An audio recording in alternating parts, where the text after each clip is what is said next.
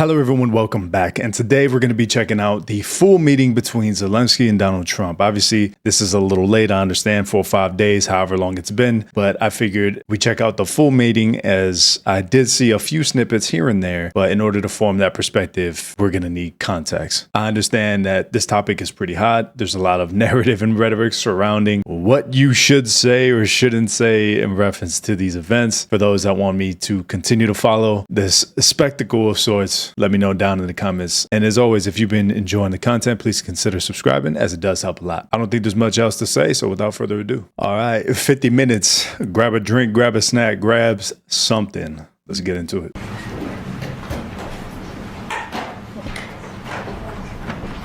Well, thank you very much. It's an honor to have President Zelensky of Ukraine. And we've been working very hard. I hear the imbalance a little bit too. Hopefully they fix that. Very close. So we've actually known each other for a long time. We've been dealing with each other for a long time and very well. We had a little negotiation spat, but that worked out great. I think for both countries, I think for the world, actually, beyond both countries. And we have something that is a very fair deal. And we look forward to getting in and digging and working and getting some of the rare earth. But it means we're going to be inside, and it's a big commitment from the United States, and we appreciate working with you very much. And we will continue to do that. We have had some very good discussions with Russia. I spoke with President Putin, and we're going to try and bring this to a close. It's something that you want and that he wants. We have to negotiate a deal, but we've started the confines of a deal, and I think something can happen. The big thing is the number of soldiers, mostly at this point, but soldiers being killed. They're losing thousands of soldiers. So on both sides, we're losing a lot of soldiers, and we want to see it stop. And we want to see the money get put to different kinds of use, like rebuilding. And we're going to be working very hard. But we've had a lot of very good conversations. I will say until we came along, the Biden administration didn't speak to Russia whatsoever. They didn't speak to anybody. They just allowed this to continue. And I will say that, I'll say in front of you, you've heard me say it 1,000 times, if I were president, this war would have never happened. We would have had a deal negotiated for you without having to go through what you've gone through. But your soldiers have been unbelievably brave. We've given them great equipment, but somebody has to use the equipment. It's kind of tough to say what exactly would have happened if Trump ended up getting that second term, considering that it was Trump in 2017 that provided lethal support to Ukraine, and then the conflict still happened in 2022. I think there's a lot of historical stuff that kind of prefaces 2022 and the whole thing that we saw under the Biden administration. And I'm not trying to set up the narrative of who's at fault. Clearly, there's a lot of issues here, but I hear the idea, well, if he was there, it would have never happened. It's hard to say for certain because and I think the measure is Trump's last term. There was no new conflicts that existed or occurred. And I think that that's where people derive a lot of confidence from. And rightfully so. It's just with the severity that happened here, there's a lot more at play than I think people realize. And it has two key indicators: what Russia has known historically, and then the push for NATO influence in Ukraine. And I think that that's what you're seeing. Unbelievably brave, and we give them great credit. This was supposed to be over very quickly, and here we are 3 years later. So I give tremendous credit to your generals and your soldiers and yourself, in the sense that it's been very hard fighting, very tough fighting. They're great fighters, and you have to be very proud of them from that standpoint. But now we want to get it over with. It's enough, right? We want to get it over with. So it's an honor to have you here. Thank you very much for coming. We're going to sign the agreement at the conference in the East Room in a little while, right after lunch. And we'll be having lunch together. We're also discussing some other things, and we appreciate everybody being here. It's somewhat of an exciting moment, but the really exciting moment is when we get when they stop the shooting and we end up with a deal. And I think we're fairly close to getting that, and an honor to have you. And please, I'd like to say something. Yeah, thank you so much, Mr. President. Thank you for invitation. And really, I hope that this first document, will be first step to real security guarantees for Ukraine, our people, our children. I really count on it. And of course, we count that America will not stop support. Really, for us, it's very important to support and to continue it. I want to discuss it with details further during our conversation, and of course the infrastructure or security guarantees.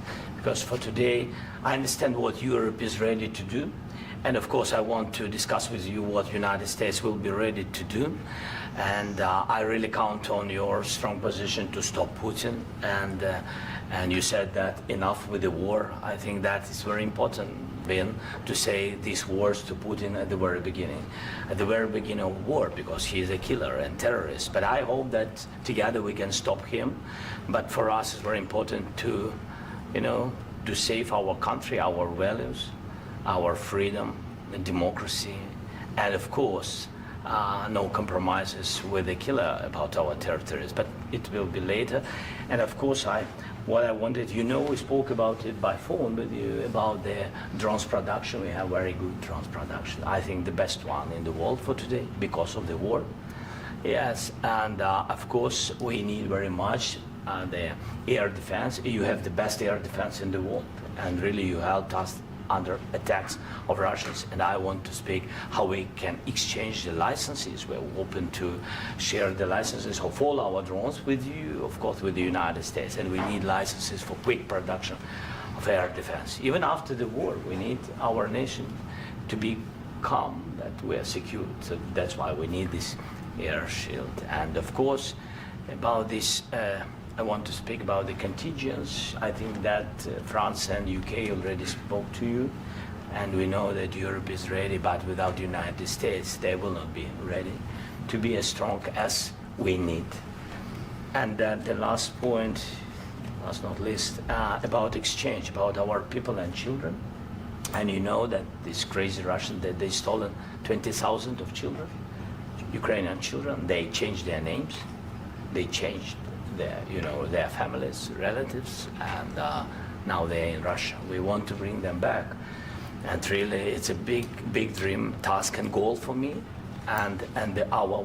I actually haven't seen anything about that. Is that actually accurate? I know that on the onset of war, and you're trying to gather appeal or sympathy from the populace, especially through the use of the media, you draw up examples of who's in the more dire state because it draws a sense of concern for the weaker side of things, and there's a lot about this conflict that I don't know. Hence me really taking a keen eye to the behaviors, not the political pieces in play. By the way, Mr. President, we released more than 4,000 warriors from Russian prison, but there are thousands more in the prison. I wanted to share with you some images. How it's I've just can I now? Yeah, please. Some minutes, 1 minute. I mean, he allowed it. Just you to understand in what circumstances, in what situation they are, and what the attitude of Russia to our prisoners. That guys, just you before and after. And you see before and after, just you to understand. Now thousands of such guys, ladies and men, there, and so they don't eat, they beat them, and they, so they do a lot of bad things. So out of, even during the war, there are rules. Everybody knows there are rules during the war. So these guys, they don't have any rules, you see that? POW does fall in line of a lot of the more developed countries. Now, this will be the first point of contention. Was presenting this during a high media focus necessary? And how much of this was part of the sympathetic agenda? Let me show you things to the open camera. It's not that I lack empathy for the Ukrainian people. I know what war does to countries. And It's something that I've seen with my own eyes. However, in this particular instance, we're in the Oval Office with a high profile observation. It almost seems intentional. And I get it. Maybe it's obvious to many people, but to me, that's not necessarily a good thing. It kind of speaks volume of the person. And one of the things that I've covered previously on the channel is appealing to emotion and impulse as a way to have a very self-esteem driven rhetoric to keep people in infantile states. And when we have somebody who's set on presenting this as a method of argument, curious, I think about the person. Now, to most, it's like them letting the world know what's going on. I agree. I think the world should know what's going on. Is this meeting in the Oval Office the most ideal time to do it? I don't think so. I think this needs to be about securing peace. And I think this needs to be about that mineral deal that they kind of discussed in order to reacquire the funds, the billions of dollars that America has put forward on their behalf. And then obviously the following deal would be the peace deal with Trump's idea of setting an airport in Ukraine, if I'm not mistaken. So that way we actually have property almost, it's something along those lines. And I just don't think that this is the moment to do this. And so it calls into question Zelensky's character. That's not me hating on the man. It's just me making an observation. And we'll keep it going. Maybe I already got a lot of hate for that one. Who knows? 50, 60 kilograms left and a lot of such things. And I didn't want to show you what the changes with images of children, because I will share with you. And I mean, it's looking tragic. Yep, that's tough stuff. Yeah, I wanted very much to give you, and you see it. Yeah. This is pastor, by the way. They stolen pastors because it's not Russian church. They stolen pastors and moved pastors to the prison. We, at the end of last year, we brought 3 pastors, and we could exchange them. And this is pastor, you see. Yeah, it's tough. Yeah, so I mean, this I wanted to show you, and this. So thank you very much. We want to get that ended, right? Yeah, of course. We And will. I think we will. And We have to, of course. do you have any questions, please? Thank you, Mr. President. With how much money is the U.S. going to put into the fund that is being created today, and how does this provide long-term security for Ukraine?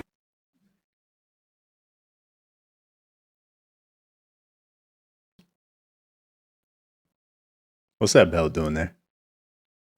Well, we don't know exactly how much, because we're going to be putting some money in a fund that we're going to get from the raw earth that we're going to be taking and sharing in terms of revenue. So it's going to be a lot of money will be made from the sale and from the use of raw earth. And as you know, our country doesn't have much raw earth. We have a lot of oil and gas, but we don't have a lot of the raw earth. And what we do have is protected by the environmentalists, but that can be unprotected, but still it's not very much. They have among the best in the world in terms of raw earth. So we're going to be using that, using it for all of the things we do, including AI and including weapons and the military, and it's really going to very much satisfy our needs. So it's something that just worked out really well. We have a lot of oil and we have a lot of gas, we have a lot, but we don't have raw earth. So this has just about every component of the raw earth that we need for computers, for all of the things we do. This puts us in great shape. And long-term security for Ukraine, how does this provide it? I think they're going to have great luck. I think once we make the agreement, that's going to be 95% of it. They're not going to go back to fighting. I've spoken with President Putin, and I feel very strong. I've known him for a long time, and I feel very strongly that they're very serious about it. And we'll make a deal. And when the deal is made, I don't think, we talk about security. Everyone's talking about the other day, all they talked about was security. I said, let me make the deal first.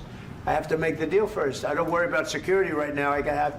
We have to have a deal, because right now, last week, 2,000 soldiers died on both sides. 2,000.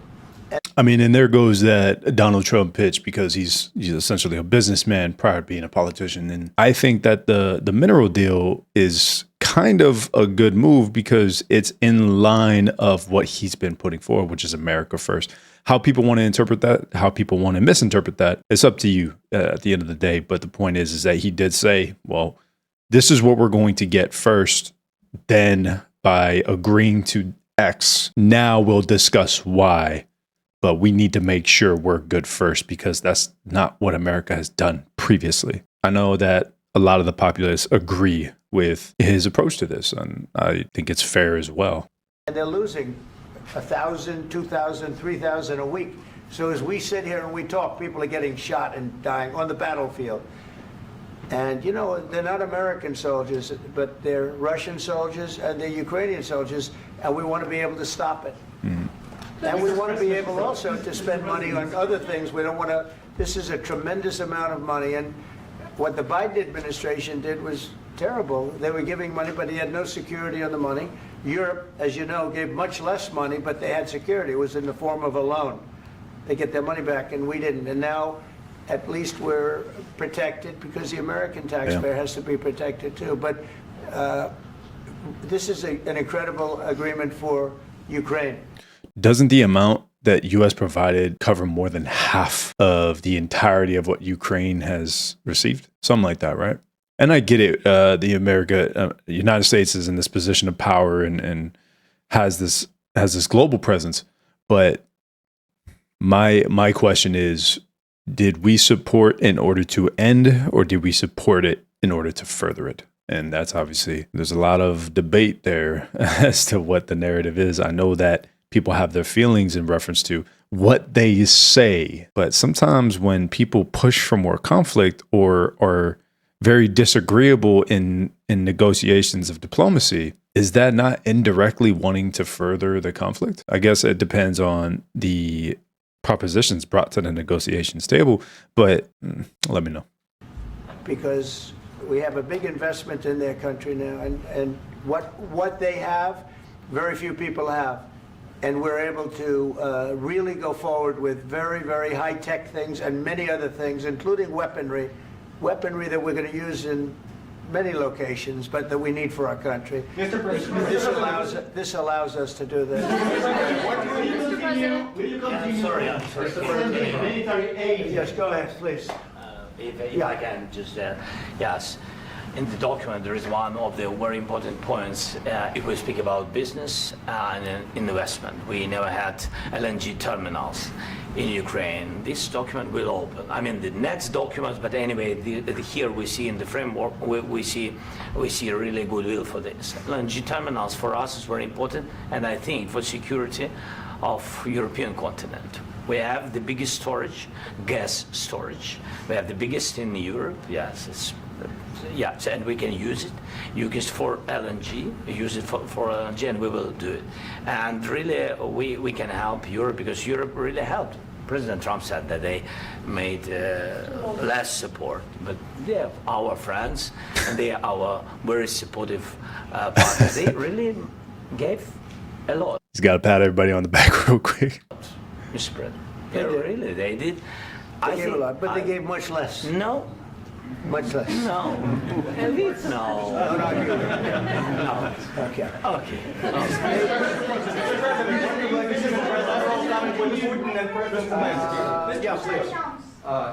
Mr. President Trump, you have repeatedly called the deal with Ukraine as a historical one. And as a President of the United States, you make historical decisions in other issues which affect America and other world. So what place in the world history do you want to take? And do you associate yourself with any famous historical figures? Yeah, I'd say George Washington, Abraham Lincoln. I would say I'm far superior to George Washington and Abraham Lincoln. Now, you know I'm only kidding, right? Because when I say that, the fake news is going to go wild. They're going to say he considers himself to be better than Washington. But you never know. You never know. Those are those clips that get snipped, huh? I don't compare myself to anybody. I'm here to do a job. Context. We've had a great 35 days or whatever it might be, a month, a little more than a month.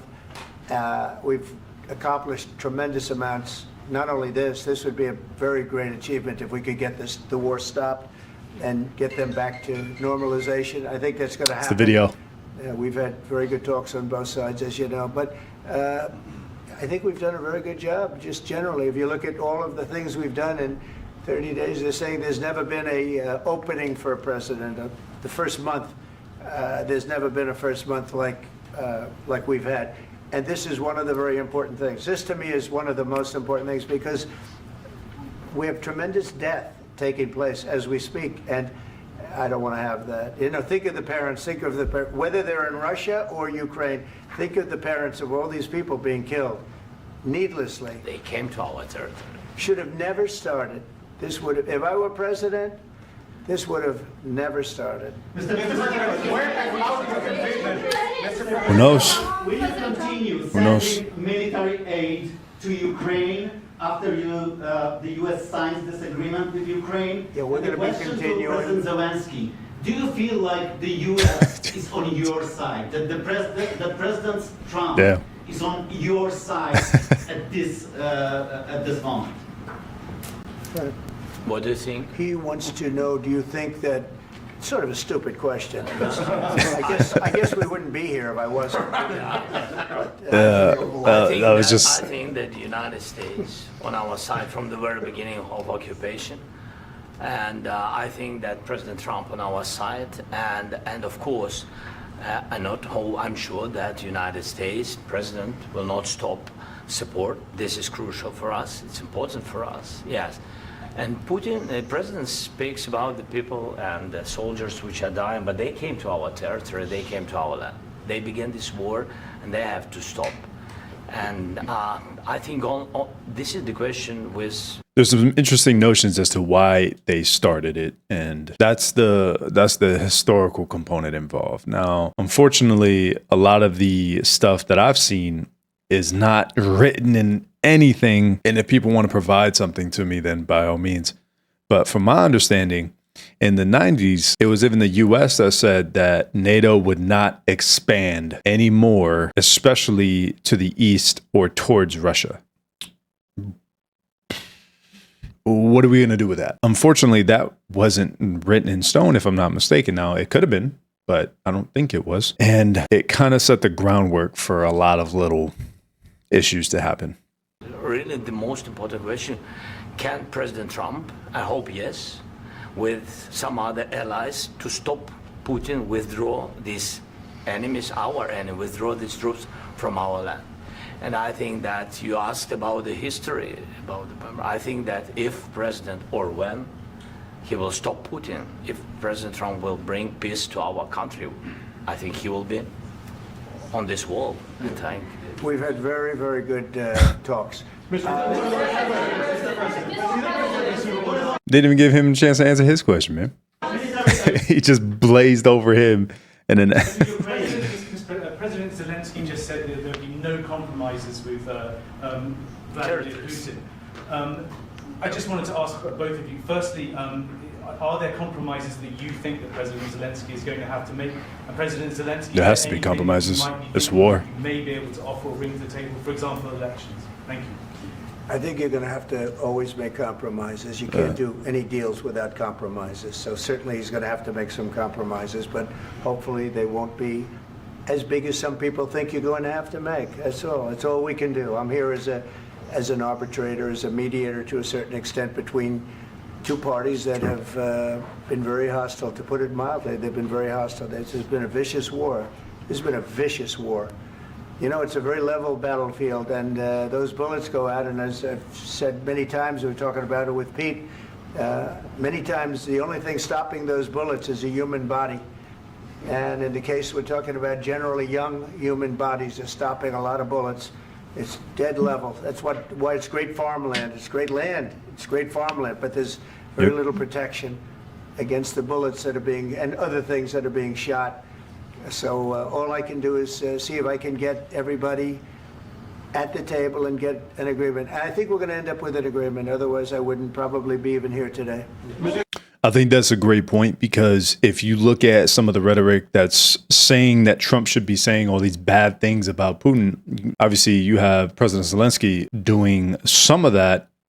If you go into the Biden administration, you had Biden just throwing the book at labeling Putin all kinds of things. Now, is Putin a moral character in the realm of current history? No. Obviously, he's depicted as kind of a monster for the way that he decided to go about his attack on Ukraine, and historically, especially on the left, he's been viewed in various lights. The one thing that I'm recognizing is Trump's finding a way to stay in the middle, and because he's not attacking Putin with some stupid verbal narrative, he's the Putin buddy now, he's the Putin lover.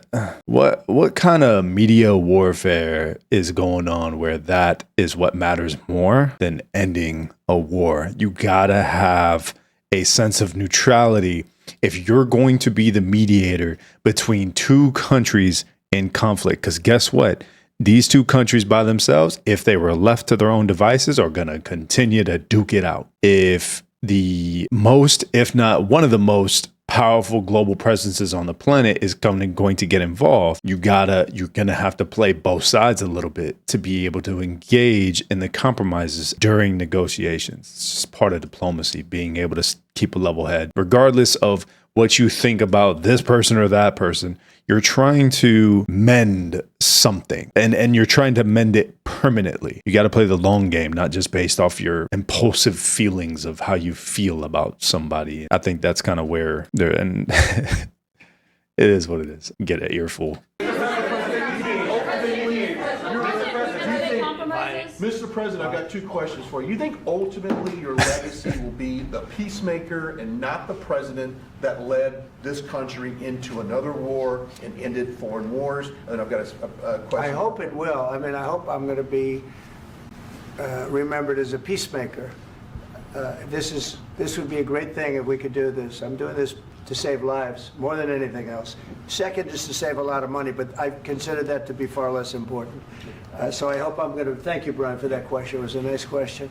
I hope I'll be known and recognized. It's going to further that belief that he is the ender of conflict, considering his first term as well. As a peacemaker, Whether people want to agree or disagree, it's not up for agreement. It's more so based off how you feel about it, because that's just the truth laid out. And if there's anybody that knows of conflict that started under his watch, then obviously let me know down in the comments below, because you'll honestly prove many people wrong, not just myself. This would be a great thing to solve. This is a very dangerous situation. You know, this could lead to a third world war. This was headed in the wrong direction. If this election... That's not an understatement either, because it's not just a Ukraine-Russia thing. It's a NATO-Russia thing. And I'm surprised that a lot of people haven't caught on to that. So they think that people are exaggerating this concept. They're not. When NATO is in arms or supporting a specific country in conflict with someone who is currently outside of NATO and hasn't been even reproached in that sense, because whether you knew it or not, Putin has put forward they were supposed to be part of NATO or something like that previously. And obviously there's been a little bitterness from my understanding because I watched the Tucker Carlson interview with Vladimir Putin, and I try to gauge something from that. And what I took from that was it was something that they wanted to do, and they wanted to show that Russia is at a point where it can play ball with the NATO organization. And when it came down to it, they were told no. Do with that what you will. If you have other information that you can provide, if you have more context, feel free. We're lost. If we didn't win this election, and we won it by a lot. That was a mandate. We won every swing state. We won the popular vote by millions and millions of votes. We won everything. The districts, you look at the areas of red, take a look at a map. This was a big mandate, and this was one of the things I said, we're going to get this thing settled. If we didn't win, I think this could have very well ended up in a third world war, and that would not have been a good situation. What was your second question? And my second question for President Zelensky: why don't you wear a suit? You're at the highest. Why don't you wear a suit? You're at the highest level in this country's office, and you refuse to wear a suit. Just want to see people. Do you own a suit? Yeah, problems. I heard little snippets about the suit thing. You cannot deny the aggression in that question to try to poke at President Zelensky. You know damn well that rhetorical, facetious question of do you own a suit? Do you even own a suit? Come on, man. You know you're poking the bear. You're trying to cause problems. So any reaction that we see, A lot of Americans have problems with you not Really? respecting I the don't have dignity of this such- office. I will wear a costume after this war will finish. Okay. Yes, maybe one. Maybe something like this? something like Yes, yours. sir. Yes. That'd be great. Maybe something better. I don't know. We will see. Maybe something cheaper than yeah. Thank you. Thank you. Thank President you. Trump, Thank you, President Trump. You said yesterday that you have so the other side of this, from what I've seen, is that he was instructed to wear a suit. A lot of people believe in the essence of impression is everything, and presenting yourself on behalf of your country means that you present yourself in a manner that is professional, especially in lieu of how NATO typically presents itself. Now, the other argument is that he's in protest because his troops are in war. Sure, if that's what you think is the worthy enough belief, but there's plenty of countries that have been in war who still show up to the table in the manner that they should, that they're presenting what is typically known as a professional fashion. Now, do I care? No. If this is what he believes is what's most important for his country, who are we to say otherwise? The issue here, you're showing up to the Oval Office, though. Should you not respect the traditions and the mannerisms in which people conduct themselves in this office? That is what I do have a problem with. Everyone has the ability to express themselves until you step into a home that isn't yours. When you're in your own home, you may do as you please. And if you're in a home where it is coordinated in the sense that, hey, yeah, that's okay, don't worry about it. That wasn't the case for the Oval Office. I think he was requested to do so, and then he showed up and said, nah. Is that an open sign of disrespect? I don't want to say that it is or isn't a reach. Judging based off the little sympathy agenda that he portrayed earlier with the pictures, kind of my perspective, obviously. This is now two little marks on my board. Obviously, him having a joyous conversation with Trump or having good narrative outside of that is a good point, but those are two little indicators that I'm watching now. And teach your own. I mean, either it means something to you or it doesn't. If you believe that people should conduct themselves in a manner that fits the environment that they're going to, then you're going to probably say that he should have wore a suit. If you don't think that matters, then you're going to say that he probably shouldn't. It doesn't matter. But that's something that I think about, and hit me down in the comments. Let me know what you think. Are you going to send more arms to Ukraine in case there's no peace? Yeah, we're going to have arms to Ukraine, yeah, sure. Hopefully I won't have to send very much because hopefully we're going to have it finished. We're looking forward to finishing this quickly. We're not Which was a stupid question. looking forward to sending a lot of arms. We're looking forward to getting the war finished so we can do other things. But we very much appreciate the agreement because we needed what they had, and we're treating, our country is now treated fairly. Biden didn't do that. He didn't know what the hell he was doing. This should have never happened. This should have never started. But, sure, the answer is yes, but hopefully we won't have to send much because I'm looking forward to getting it done quickly, very quickly. Does that mean you'll provide security guarantees, Mr. President? I don't want to talk about security yet because I want to get the deal done. You fall into the same trap like everybody else. A million times you say it over and over. I want to get the deal done. Security is so easy. That's about 2% of the problem. I'm not worried about security. I'm worried about getting the deal done. The security is the easy part. Security is very nice. Everybody stops shooting. And now will Europe put people there? I know France is going to. I know the UK is going to. I know other countries are going to, and they happen to be right next door. We haven't committed, but we could conceivably. We have security in a different form. We'll have workers there digging, taking the raw earth so that we can create a lot of great product in this country. So in that sense, you have something, but we haven't determined that yet. I will say, in speaking to France and in speaking to, and they were here, as you know, last week and just the other day, they have committed to a lot of security. I don't think you're going to need much security. I think once this deal gets done, it's over. Russia's not going to want to go back, and nobody's going to want to go back. President When Zelensky this is shaking when his this head deal no. ends, I really believe this deal is going to be over. Question?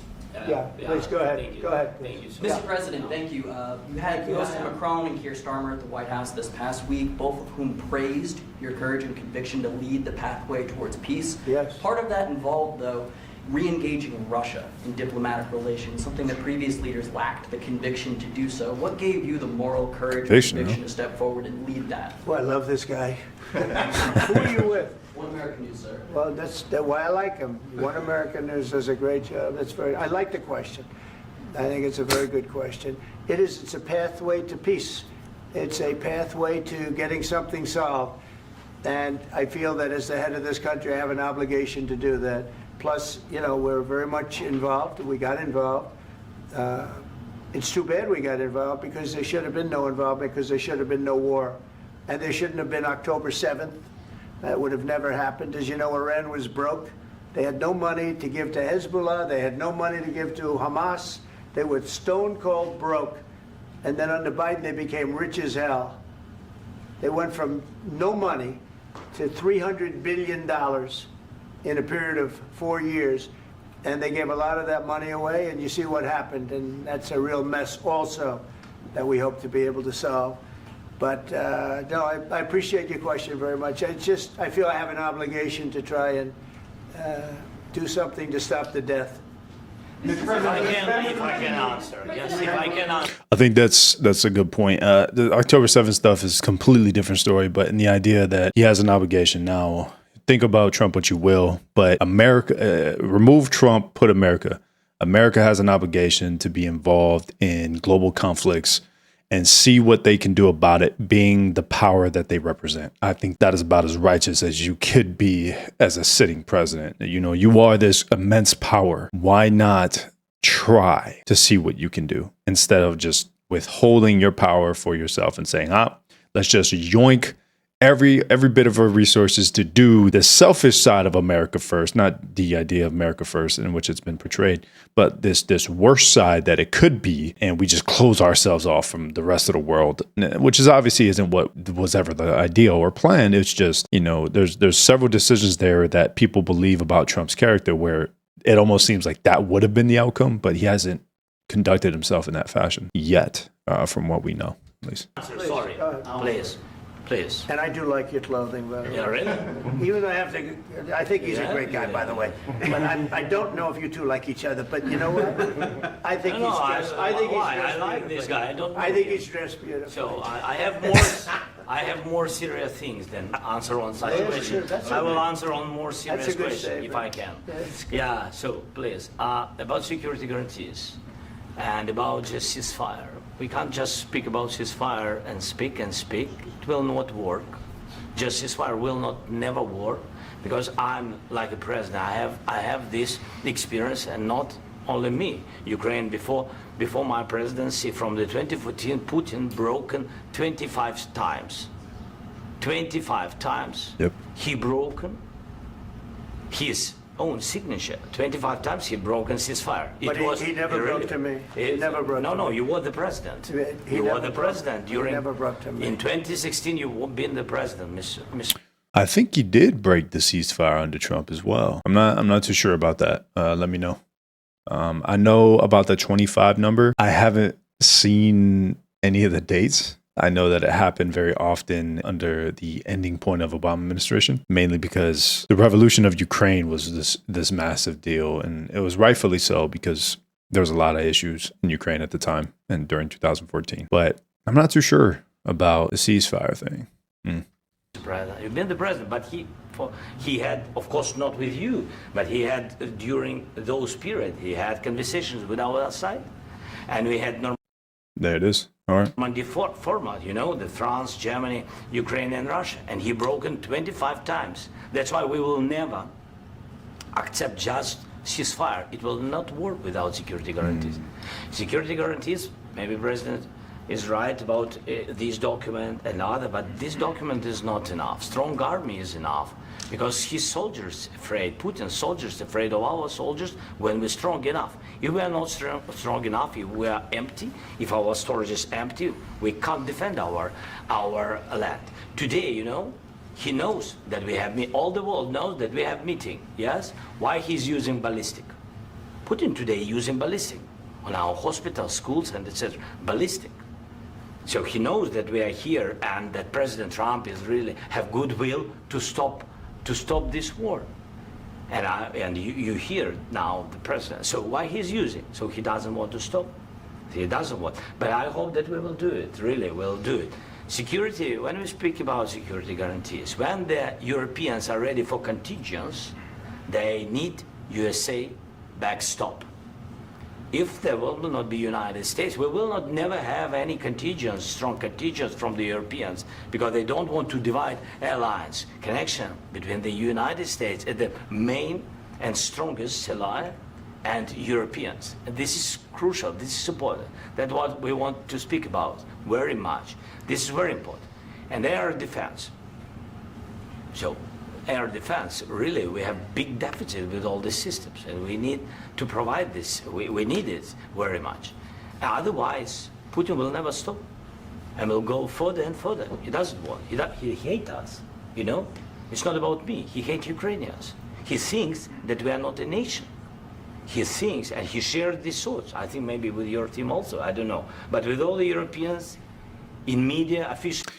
Putin did show his version of his story of how Ukraine became a people and stuff like that. But that's not, I can't speak to Putin's aim, if you will. There's so much more going on to this, but I think that the grassroots issue is that they did not want NATO to expand into Ukraine. And so having Ukraine be this reinforced NATO position for Russia has been a massive issue in reference to how Putin sees things, because Ukraine historically has been used to attack Russia before. And so he's seeing this reinforcement of Ukraine, and it's I think that's where the issue is coming from.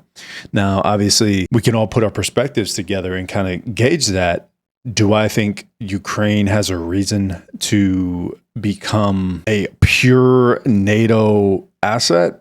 I don't think that's wise either. I think there could have been like a balance of government there, like a half Ukraine or half NATO, half Russia.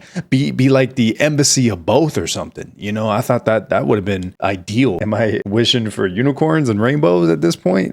Probably. I wouldn't really know, but I think that would have been the best outcome. Is we have certain elections that allow for a political cabinet that has the interest of both, so that way they can be the mediator and a consistent mediator at that. Am I wrong for that, or am I just do we just keep this aggressive posture towards Russia because we have various different perspectives, feelings, and goals? I don't know. I feel like we're pretty late in civilization to have this animosity all the damn time. I don't know. He always said that there is no such country, such nation, such language, and such life like Ukrainian. No, he really doesn't respect all the Ukrainians, and he wants to destroy us. And you are right, Mr. President. That's 2%. This document, maybe other documents, it's a very good start, very good, but it will not enough to stop this person. Should Russia pay to rebuild Ukraine? Mr. President, after these Should Russia pay to rebuild Ukraine? They have to pay. This is the rule. This is the rule of the war. This is the rule of the war. I agree. During all the centuries, all the history, this is the rule of the war. Who began, those pay. This is the rule. Putin began this war. He has to pay all money for innovation. He has to pay. Of course, some Russian assets, what we have in Europe. I mean, you could have various deals too as a way to pay. We can use for innovation. I feel like that'd be good. Buy military support from the United States also. We can do it, but it's not enough. It's not enough.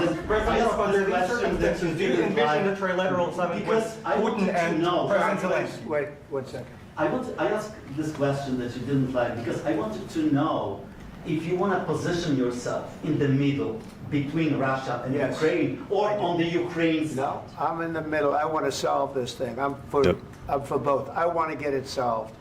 And it's wonderful to speak badly about somebody else, but I want to get it solved. If we can solve it, great. If we can't solve it, they're going to have to fight it out, and who knows what's going to happen. But I want to see it get solved. May I follow up? One more question about U.S. troops in Europe. After Russian invasion of Ukraine, your predecessor sent additional troops to Eastern Europe, including Poland, my country. Yeah.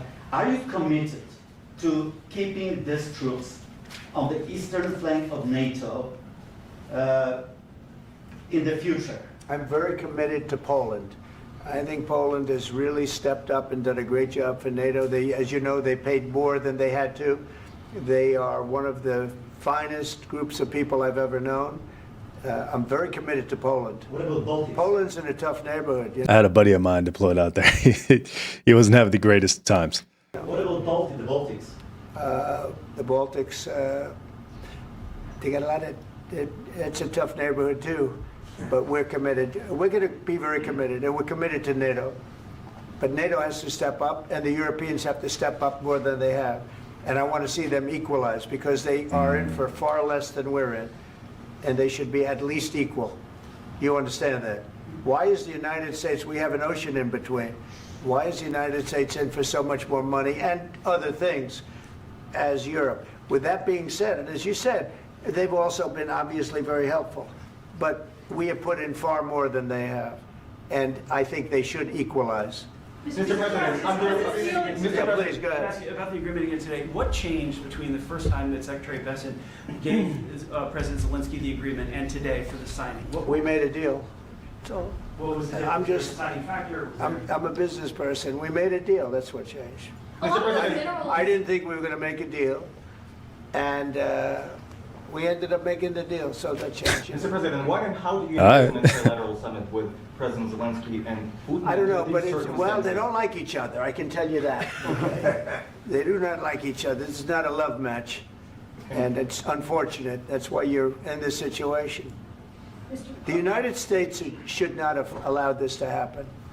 Okay? The United States, run by a man that didn't know much. Here comes I'm the gonna be Biden stuff very again. nice. Run by an incompetent person, very incompetent person, should never have allowed this to happen. I've stopped wars. I've stopped many wars. My people will tell you, I stopped wars that nobody ever heard about. I stopped wars before they ever started. You can look at some of, I could give you a lot of nations that would tell you right now they were probably going to war. I could tell you right now there's a nation thinking about going to war on something that nobody in this room has ever even heard about. Two smaller nations, but big, still big. And I think I've stopped it. But this should have never happened. Mr. President. About sorry, just a second. Any negotiations. First of all, I want really to tell you, and I think that everybody understands that Ukraine, modern Ukrainians, nobody wants to stop this war. But at the future, any negotiations, it's understandable that two sides of the war, not Russia and the United States, because this is not the war between Russia and the United States. This is war of Russia against Ukraine and Ukrainian people. So these two sides will be at the anyway will be at the negotiation table. Then of course United States, like the strongest partner of the Ukraine, and of course Europe. I think Europe is very important. I want to speak about it with the president. Yes, Europe is very important for us because we really defend Europe for today. All Europeans really recognize that we are defending line, and they have real life, and our people are dying. That's why they helped us. And also, it's about the NATO. Yes, between, like the president said, you have big, nice ocean. Yes, between us. But if we will not stay, Russia will go further to Baltics and to Poland, by the way. But first to the Baltics. It's understandable for them because they've been they've been in the USSR. You know, they've been one of the republics of the USSR, and Putin wants to bring them back to his empire. It's a fact. And when he will go there, if we will not stay.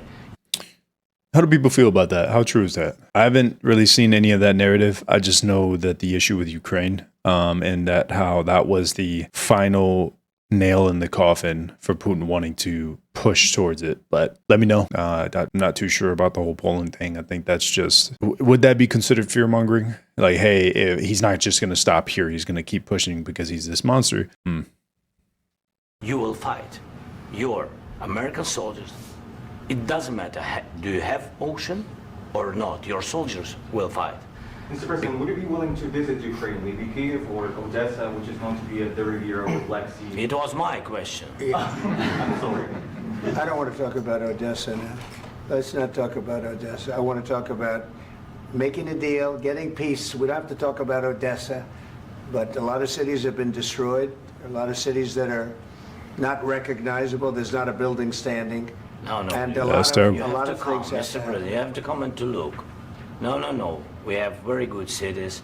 Yes, a lot of things been destroyed, but mostly cities alive, and people work, and children go to school. Sometimes it's very difficult. Sometimes closer to front line, children have to go to underground schools or online. But we live. Ukraine is fighting, and Ukraine lives. This is very important. And maybe it's Putin is sharing this information that he destroyed us. No, he lost 700,000 people, 700,000 soldiers. He lost everything. Yes.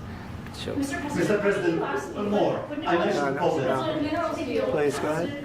When did you last speak with President Putin, and what did he say that? A couple of days ago. And what did he tell you that gave you the assurance that he wanted peace? Well, that's what I do. My whole life is deals. I know pretty good. And I've known him for a long time. I've dealt with him for a long time. He had to suffer through the Russia hoax. You know, Russia was a hoax. It was all Biden. It was nothing to do with him. So he had to suffer through that, and he was able to do that. I think that he wants to make a deal, and he'd like to see it end. That's all I do. That's what I do. My whole life, that's what I do, is make deals. And I'm in the middle of a mess, because this is a real mess. It's a very dangerous one. If this doesn't get solved now, it's not going to get solved for a long time. So I hope we're going to get it solved. In the back, please. Thank you, Mr. President. Prime Minister Starmer claimed repeatedly that his government believes in free speech and was not engaged in censorship. But his country's government arrests people for memes and thought crimes, and even more worrisome is pressuring American companies to censor Americans on its behalf. How can he be a reliable, trustworthy partner when he says things that are demonstrably false on such an important topic? Well, we actually spoke to him about that yesterday, and we thought they took it very, very much too far. JD was very strong on it. So was I. So was Marco. And we've been speaking to him about it. Marco, would you like to say something about that? Yeah, we have concerns, obviously, with the conduct of those, particularly as it impacts Americans. And there's real concern that American speech, which is online, could fall into the hands of British or any country's jurisdiction. And so this is a point the Vice President made at Munich, and I think it's a very compelling one, that what unites us with Europe, as much as anything else, is these shared values, and one of them being free speech. And so if Americans are threatened by it, we're going to need to take action in that regard. The idea of restricting free speech in any format whatsoever, not the move. Because you're always going to have some subjective side that is considered tolerable, or whatever is going to indicate the rules of freedom of expression. Stop it. I saw Vice President J.D. Vance's pitch about the use of AI and technological reach and being able to express yourself, and the censorship that's kind of going on under the covers. And it's crazy what's happening out there. You got people getting arrested for memes. It's crazy. I get it if it's violent threats, inciting violence, like genuine articles that say, hey, you should go out and do this. Please do it. Or I'm going to do this. Okay. You put the threat out there. That's a threat. That's not expressing yourself, is that maybe you don't like a certain organization and you're not with it. Okay, fine. But saying that you're going to go out and commit violence, all right, or that people should do it for you. Right. This is a different ball game. But when people have various senses of humor, or they find like the political sphere has a lot of humor in it, on multiple sides. The idea of restricting that for any reason, I'm not with it. Sorry if y'all are. If anyone is, I'm not.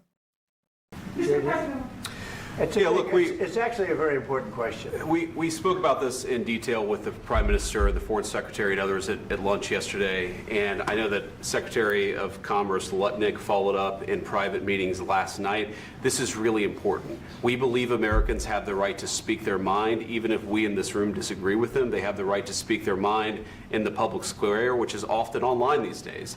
And we're going to defend that right as it pertains to American companies and American citizens vigorously if we have to. I do think that under the President's leadership, we're going to find common ground with our friends in the UK on this question, but it remains to be seen. The principle that will guide us is we believe in free speech in this country, and we'll fight for it for American citizens. Mr. President, on the deal, is there any other oil and gas component to the deal? Is it all critical? A little bit. We'll see. On LNG? But we're not really looking for that so much. We got a lot. We have more than anybody in the world, by far. So no, we're not talking about it too much, but a little bit. I think it affects also, but for the most part, no. And sir, is there any agreement from Ukraine to purchase U.S. LNG as part of the deal, or is that on the table at all? No, we don't need that. Mr. President, I just wanted to ask you about, you just mentioned that you'd spoken to Vladimir Putin a couple of days ago. Just to be clear, that's a new call, not the one that you... I've spoken to him on numerous occasions. Okay, and how was the latest call? What did you discuss? How did it go? Are you serious with that question? I am. I'd love to know. It went well. I think we're going to have a deal. On the minerals deal, Mr. President, some of those minerals are in the east of Ukraine, not far from the front lines, and in areas How's your mom? How's your dad? that Russia is occupied. Will you direct President Putin to withdraw his forces from those areas if there's U.S. interest? Well, we'll take a look at the time. We have a lot of area. It's a very big area we're talking about, so we'll take a look. I'll study that and I'll see. And who would protect those minerals if they are U.S. interest? Would that be Ukrainian forces? They'll be protected. European The agreement forces? will protect them. U.S. The forces? agreement, yeah, we're signing an agreement. You know? Right, but what if Russia tries to invade or there's Russian aggression in those spots? I just told you, I don't think that's going to happen. And if that were going to happen, I wouldn't make a deal. If I thought that was going to happen, I wouldn't make a deal. Some people may wonder why. You know, they ought to focus on CNN on survival, not asking me these ridiculous questions. Focus on surviving, because CNN's got such low ratings. I don't think they're going to survive. Let's go. Please go. I mean, he had a point. American occupation does present a hesitation of other countries getting involved. If any of those workers, especially, I would argue under Trump's watch, considering it's his deal, if anything were to happen to those Americans, what do you think would happen? Right? We don't have to get into the what ifs. I don't really like the what if scenario, because then we just fall into various rabbit holes, arguably so. But I think that provides a point. It's basically a first and second line of defense. You trespass upon American sites, it's highly likely you're going to get a response. I already mentioned Poland. Poland was under Russian control for decades after the Second World War. When I was a kid, I looked at the United States not only as a most powerful country, richest country in the world, the country that has great music, great movies, great muscle cars, but also as a force for good. And now I'm talking with my friends in Poland, and they are worried that you align yourself too much with Putin. What's your message for them? Well, if I didn't align myself with both of them, you'd never have a deal. You want me to say really terrible things about Putin and then say, "Hi, Vladimir, how are we doing on the deal?" That doesn't work that way. I'm not aligned with Putin. I'm not aligned with anybody. I'm aligned with the United States of America. And for the good of the world, I'm aligned with the world. And I want to get this thing over with. You see the hatred he's got for Putin. It's very tough for me to make a deal with that kind of hate. He's got tremendous hatred. And I understand that, but I can tell you the other side isn't exactly in love with, him either. So It's not a question of alignment. I'm aligned with the world. I want to get the thing set. I'm aligned with Europe. I want to see if we can get this thing done. You want me to be tough? I could be tougher than any human being you've ever seen. I'd be so tough. But you're never going to get a deal that way. So that's the way it goes. All right, one more question. Well, yeah, you're just wasting your breath saying things that don't matter anyways. But it's just it goes back to this like Putin lover media agenda that exists. Oh, if you don't say anything bad about Putin, it's because you love him or you're on his side or you like him so much. It's just like, no, man. What would he be, children? What is this? The preschool parking lot and we're discussing our crushes? Come on. It just sucks that it is just so regressed in that sense. And it sucks that we have a narrative built around that kind of belief. Damn, it's crazy. It's crazy to me that's even, why can't we just have a mutual standing? Why is being the person that can deal with two people at once? You go look at marriage counselors. Imagine if marriage counselors did nothing but stand on the side of husbands forever. What would that mean? What would that look like? And what kind of agreements would take place if that person didn't stand as the neutrality to help two people come together, except in this case, two opposing forces, two opposing entities, whatever it is. In marriage counseling, it's a lot of the time there are opposition between the man and wife because they're there to resolve the issue. So there's a lot of repressed conflict that has to be addressed. I mean, it's very similar to some extent, obviously. And that's not how diplomacy works. You can't bring a level of immaturity into diplomacy. It's not, and nor can you spin some agenda if you're trying to get something done, that is. I will respond to this. So look, for 4 years in the United States of America, we had a president who stood up at press conferences and talked tough about Vladimir Putin, and then Putin invaded Ukraine and destroyed a significant chunk of the country. The path to peace and the path to prosperity is maybe engaging in diplomacy. We tried the pathway of Joe Biden of thumping our chest and pretending that the President of the United States' words mattered more than the President of the United States' actions. What makes America a good country is America engaging in diplomacy. That's what President Trump is doing. Can I ask you? Sure. Yeah? Yeah. Okay. So he occupied our parts, big parts of Ukraine, part of East and Crimea. So he occupied it on 2014. So during a lot of years, so I'm not speaking about just Biden, but those time was Obama, then President Obama, then President Trump, then President Biden, now President Trump, and God bless, now President Trump will stop him. But during 2014, nobody stopped him. He just occupied and took. He killed people. You know what the contact 2015.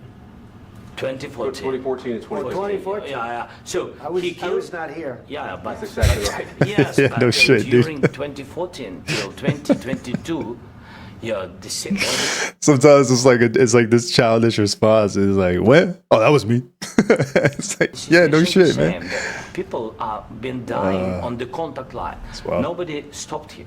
You know that we had conversations with him, a lot of conversation, my bilateral conversation, and we signed with him. Me, like a new president, in 2019, I signed with him the deal. I signed with him, Macron and Merkel, we signed ceasefire. Ceasefire. All of them told me that he will never go.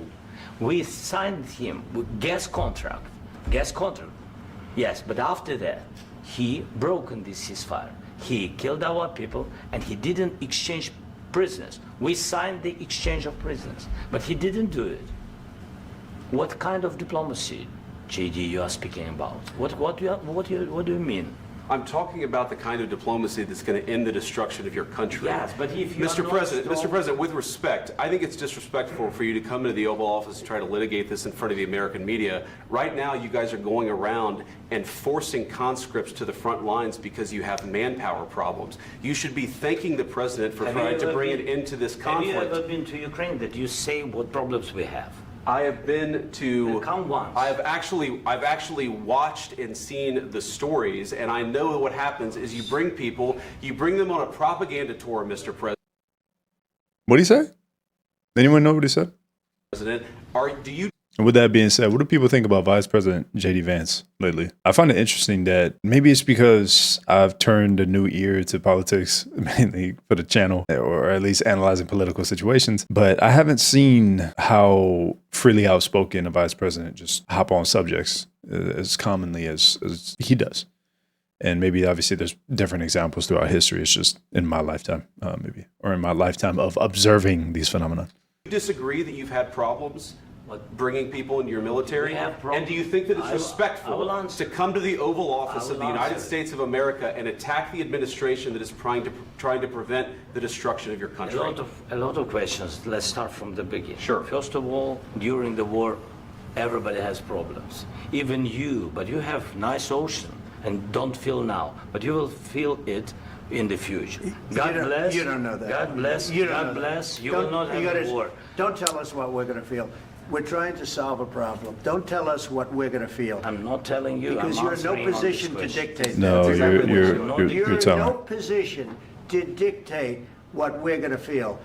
We're going to feel very good. You will feel influence. We're going to feel very good and very strong. You will feel influence. You're right now not in a very good position.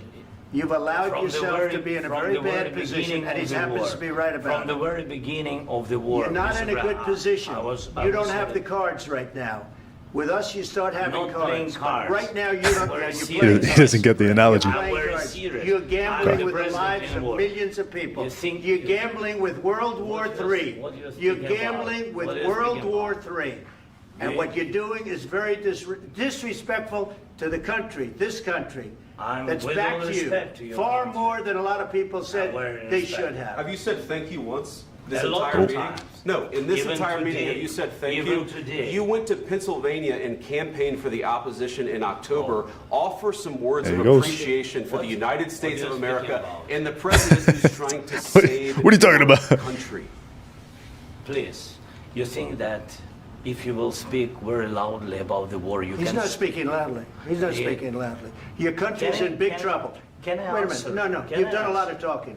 Your country is in big trouble. I know. You're not winning. You're not winning this.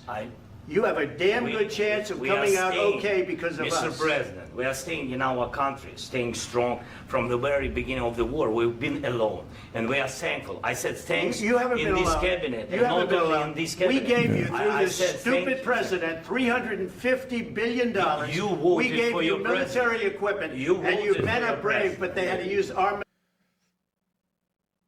Unfortunately, President Zelensky is trying to stay in a position of equivalent power during this discussion. I don't think that's the right move. I get it that we're all people, but when you're the one that needs things, it's probably a bad idea to cause confrontation within a negotiation or even a display like this for a signing of a deal that leads to the closing of a war.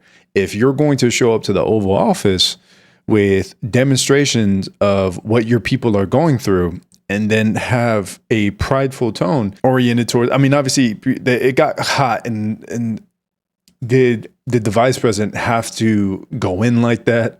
I don't think so. I think that there was almost like there's something that triggered the vice president in some sense there, probably because he oriented that question in the sense that, no, there has been no diplomacy, so you better insult Putin like we do.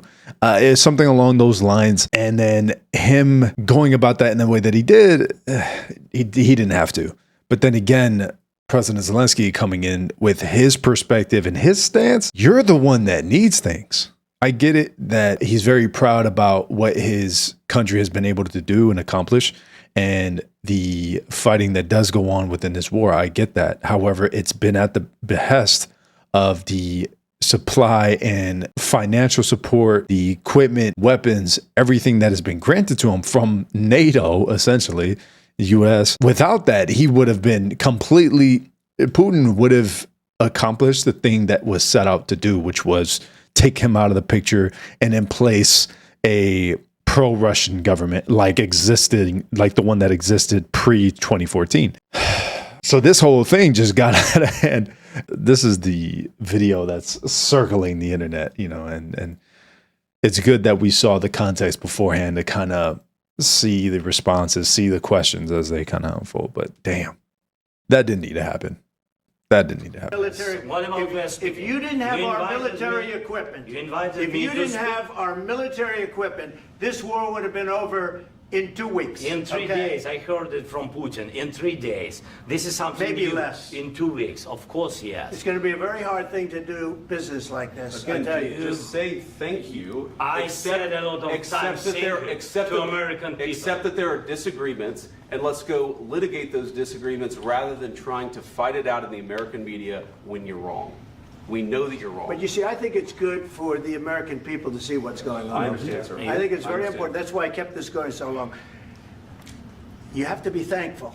You don't have the card. I don't think that really had to be displayed, but seeing how it unveiled, I mean, maybe that's good to see that level of transparency, because that's what, whether people want to believe it or not, it seems like that's kind of his MO, is to make it, he's very obvious with his tone and his delivery of things, right? That's why some people disagree with the way he handles things. But, you know, it is interesting that the world did get to see this. It's just... Thankful. You're buried there. Your people are dying. tell you You're again, running low I know. on soldiers. Don't- Listen, don't, please, you're running Mr. low President. on soldiers. It would be a damn good thing. Mr. And President. then you tell us, I don't want a ceasefire. I don't want a ceasefire. I want to go and I want this. Look, if you could get a ceasefire right now, I tell you, you take it so the bullets stop flying and your men stop getting killed. Of course, we want to stop the war. But you're I saying said- you don't want a ceasefire. But I said to you, I want a ceasefire. with guarantees. Because you'll get a ceasefire faster than an agreement. Ask our people about ceasefire, what they think. That wasn't doesn't with matter me. for you what- That what wasn't this with me. means. It That was with wasn't with a you. guy named Biden, who was not a smart person. This That is was your, with, this that was is with your Obama. president. It was your president. Excuse me. That was with Obama, who gave you sheets, and I gave you javelins. Yes. I gave you the javelins to take out all those tanks. Obama gave you sheets. In fact, the statement is Obama gave sheets and Trump gave javelins. You got to be more thankful, because let me tell you, you don't have the cards. With us, you have the cards. But without us, you don't have any cards. One more question to Mr. Vice President. I'm sorry. It's going to be a tough deal to make. Because the attitudes have to change. What if Russia breaks ceasefire? What if Russia breaks peace talks? What do you do then? I understand that it's a heated conversation right now. It's these what if questions. I just, unless it's absolutely plausible, who cares, right? What are you saying? She's asking, what if Russia breaks the ceasefire? What if anything? What if a bomb drops on your head right now? Okay? What if they break it? I don't know. They broke it with Biden because Biden, they didn't respect him. They didn't respect Obama. They respect me. Let me tell you, Putin went through a hell of a lot with me. He went through a phony witch hunt where they used him and Russia. Russia. You ever hear of that deal? That was a phony Hunter Biden, Joe Biden scam. Hillary Clinton, Shifty Adam Schiff. It was a Democrat scam. And he had to go through that. And he did go through it. We didn't end up in a war. And he went through it. He was accused of all that stuff. He had nothing to do with it. It came out of Hunter Biden's bathroom. It came out of Hunter Biden's bedroom. It was disgusting. And then they said, oh, the laptop from hell was made by Russia. The 51 agents. The whole thing was a scam. And he had to put up with that. He was being accused of all that stuff. All I can say is this. He might have broken deals with Obama and Bush, and he might have broken them with Biden. He did, maybe. Maybe he didn't. I don't know what happened. But he didn't break them with me. He wants to make a deal. I don't know if you can make a deal. The problem is, I've empowered you to be a tough guy. And I don't think you'd be a tough guy without the United States. And your people are very brave. But you're either going to make a deal or we're out. And if we're out, you'll fight it out. I don't think it's going to be pretty, but you'll fight it out. But you don't have the cards. But once we sign that deal, you're in a much better position. But you're not acting at all thankful. And that's not a nice thing. I'll be honest, that's not a nice thing. I know that there's been several different statements that he's put out that he's grateful for the United States. God bless the United States. So I get that to a certain extent. I think in the essence of this entire meeting that it wasn't said, I don't understand the relevance of it. I guess because it was such a high profile moment and situation that kind of occurred. Maybe that's probably part of it. Who knows? But yeah, that's why it was a little off for the vice president's input. Did it make sense? Sure. Was it necessary? All right, I think we've seen enough. What do you think? Huh? This is going to be great television, I will say that. All right, we'll see what we can do about putting it together. Thanks, sir. And I need the back of the We'll see. I don't know. So that was the meeting between President Zelensky and President Trump. And obviously you had the vice president as well as Marco Rubio in there. And it ended with the idea, well, this is going to be great television. Boy, wasn't that exactly what happened. It got really hot towards the end, and obviously it kind of concluded meeting overall. Did it end well? No. Did the mineral deal happen? I think that we kind of saw some news after the fact saying that he's coming back to the table despite that display of disagreements that kind of occurred that day. But let's bring it into the pieces involved. This perspective of Russia. Everyone can have whatever they want to think about Russia. They can have whatever they want to think about Putin. Understand that this is a country and this is a people. Whatever decisions they make is going to be their own fruition. It's going to be whatever they decide to do based off maybe some historical context that we don't know about. I'm not trying to justify the man or his existence. I understand that any man pursuing conflict on the basis of something is probably going to conduct themselves in some form of immoral fashion, whether we agree or disagree with it. Do I think that the way that this is being done is good? No. I think there's a lot of things that we just don't know, though. I understand that Ukraine's revolution in 2014 was very significant because the pro-Russian government at the time wasn't advantageous to the Ukrainian people. And here's the crazy thing, is that it was the US and NATO that implemented a political cabinet, or at least had a big part to play in placing a political cabinet that was more aligned with European trade and NATO relations. Here's the issue. As I previously stated throughout the video, in the 1990s, it was put forth that NATO wasn't going to expand anymore. And obviously the leader that Putin sees for his country is that he sees Ukraine as another militant position that can be used to attack Russia, or at least stop Russia from doing anything it shouldn't be doing. And that's obviously give or take. I don't know too much about the Poland thing. That's obviously to each their own. But the thing is that is a cause for concern. If that's what we said, what are we doing? And why are we continuing this push towards Russia, right? Is it because of they historically have pushed to the West? Is this the trade-off now where we're now going to push further to the East? And also, if what's really getting in the way of allowing Putin to become part of NATO? Or in reference to that regard, obviously, let me know down in the comments, because I'm curious what's getting in the way, and what solid evidence have we seen that is stopping that? We know that based off this deal, this mineral deal, for the United States to kind of get something in return for its previous support to Ukraine, that now we can actually solidify a sit down between Vladimir Putin and President Zelensky. I think that why not? This idea that we don't need. There's people involved that say that they want this war to go on for another year. Why? I'm confused as to who benefits from that. I'm also aware of a deal that was signed in 2022, I believe, where was it not a Biden administration official that went and told Zelensky to tear up the deal that they had in 2022 between himself and Putin, and that re-engaged the conflict? Let me know about that as well. That's something that RFK Jr. has kind of been pitched about in reference to 2022. Now, I don't know the minor details, but that's obviously what we can all discuss together. In the behavioral sense, this is where I'm going to have my perspective and opinion. First and foremost, I think that the media is a little too involved with creating the reasons and purposes of conflict. This whole, if you don't say bad things about Putin, then you're a Putin lover, is just lost on me. Just because if there's people aren't saying anything or just don't see why they have to join in on this this narrative, it's like, okay, well, you're an outsider. That makes you a problem. So you must love him if you don't say it.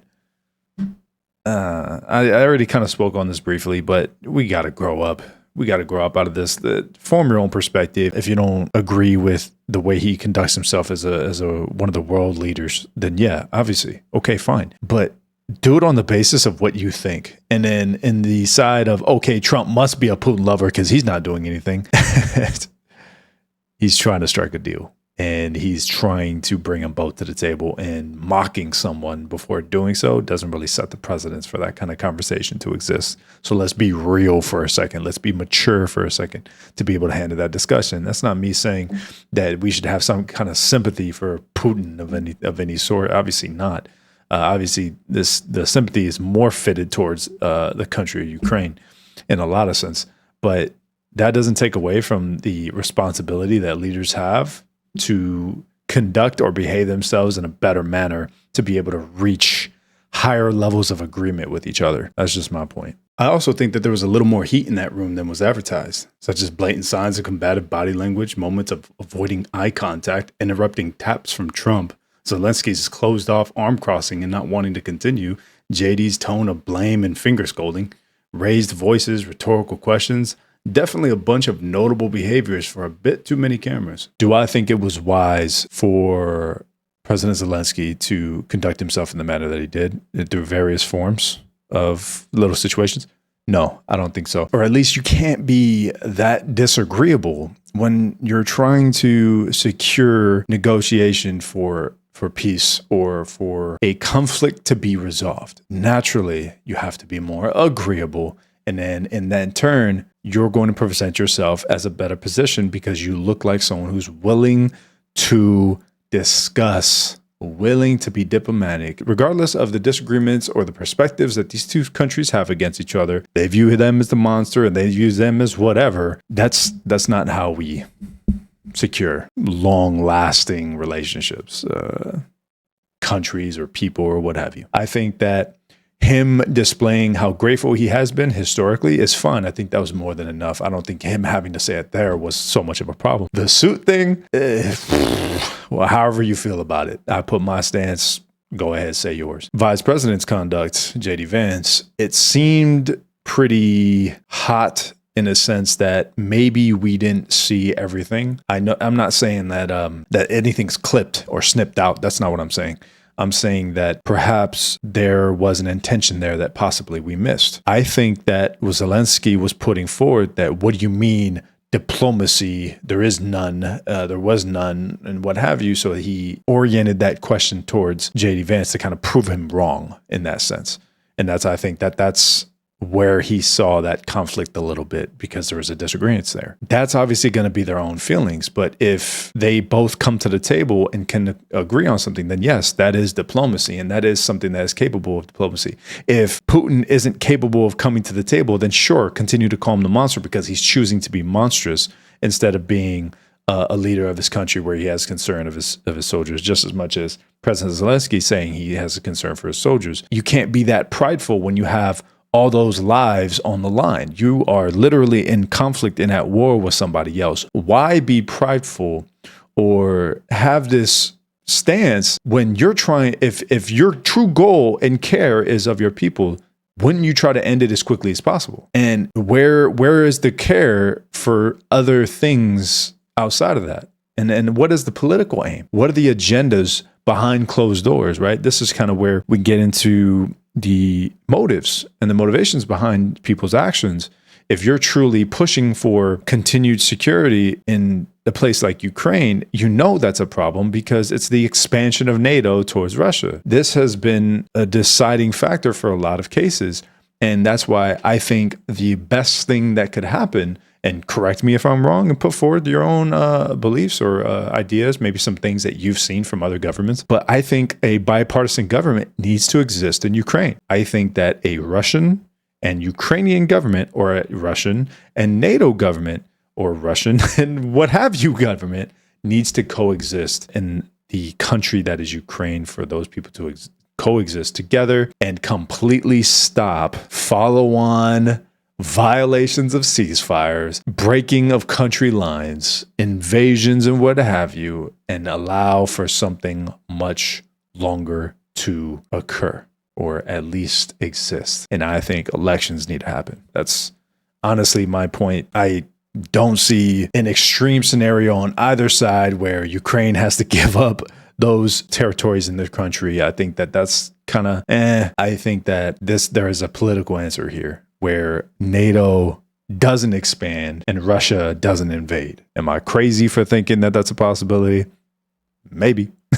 But either way, I think I'm good on this whole conflict as a whole. If there's anything I missed, go ahead and shoot me a question in the comments down below. I'll feel free to answer it. I'll let you know what I think. So with that being said, I've sat down long enough. I think y'all sat down long enough. If you broke it up into parts, you were smart people. That's going to be it for me. If you liked the video, like it. If you disliked the video, then dislike it. Hopefully you never see me again. I understand that this is that hot kind of topic where people really choose sides. I don't do that here. It's not because I'm a centrist. I just look at people's behavior and I judge character for what it is. And then, like I said before, leave a comment in the comment section down below for your thoughts on this conflict and possibly with things that I've kind of spoken about throughout the length of the video. Maybe some things I left out, maybe your opinions and feelings on some of the things I said.